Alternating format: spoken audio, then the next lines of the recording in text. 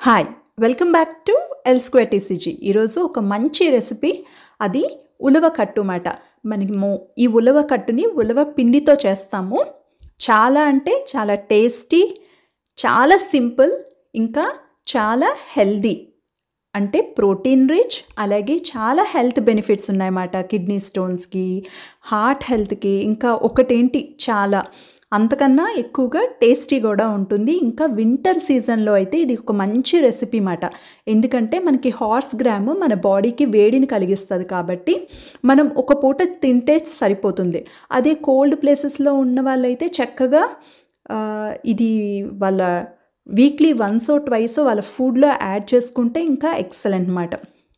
So ముందుగా ఏం చేయాలంటే 8 grams 7 to 8 grams అంటే 10 grams కన్నా తక్కువే. చాలా అంటే ఇది ఎక్కువ పులుపు యాడ్ చేయకూడదు. పుల్లగా కొంచెం లైట్గా పులుపు తగలాలంతే. సో అంత తక్కువ చింతపండు తీసుకొని నేను అట్లీస్ట్ ఒక 20 minutes 30 minutes నానబెట్టుకోవాలి. అలాగే ఈ ఉలవ పిండి నేను 4 tablespoons ఇప్పుడు చూపెట్టాను కదా, అలా హీప్గా తీసుకున్న 4 tablespoons. ఇది క్వాంటిటీ ఎక్కువ అవుతుంది కాబట్టి ఎక్కువ చేయకండి. సో 4 tablespoons చూస్తే ఎంత ఉండొచ్చు, మేబీ ఒక 50 grams ఉంటుందేమో ఈ పిండి. అంతే, 4 tablespoons. ఓకే, తీసుకున్న తర్వాత అది పక్కన పెట్టుకుందాం. ముందుగా ఆయిల్ యాడ్ చేసుకొని తాలింపుకి 1 teaspoon ఆవాలు, 1 అర teaspoon జీలకర్ర, తక్కువ వేయాలి ఆవాల కన్నా. అలాగే కొంచెం మినపప్పు, ఒక 10 నుంచి 15 మాత్రమే మెంతులు, ఎక్కువ వేయకూడదు మెంతులు కూడా. ఒక ఎండుమిరపకాయ, నా దగ్గర చిన్న మిరపకాయలు ఉన్నాయి కాబట్టి రౌండ్వి 2 వేసాను. అలాగే కరివేపాకు రెబ్బలు, ఒక కట్ చేసి పెట్టుకున్న ఆనియన్, ఒక 3 వెల్లుల్లి రెబ్బలు చక్కగా క్రష్ చేసినవి, అలాగే ఒక పచ్చిమిరపకాయ. ఇవి తాలింపుకు మాట. చక్కగా ఇప్పుడు మనకి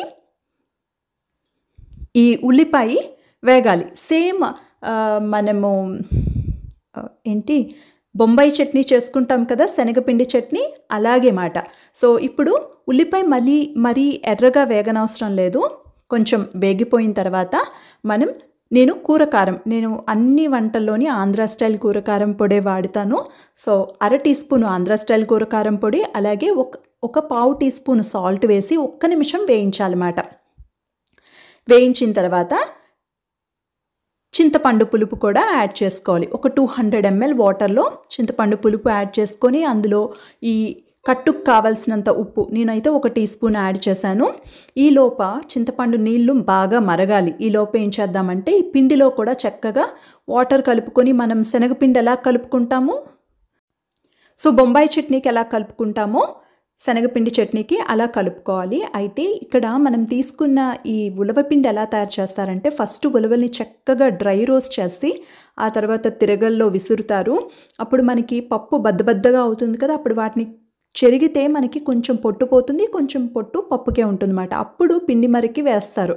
అప్పుడు మనకి మంచి ఫైన్ పౌడర్ తయారవుతుంది. అదే మనం ఇంట్లో మిక్సీలో వెయ్యాలంటే ఇంత ఫైన్ పేస్ట్ అయితే రాదు మాట. కానీ ఆప్షన్ లేని వాళ్ళు చక్కగా ఇంట్లో అయినా ఇలాగే ట్రై చేయొచ్చు. సో నేను మొత్తానికి ఈ చింతపండు పులుపు మరిగిపోయింది.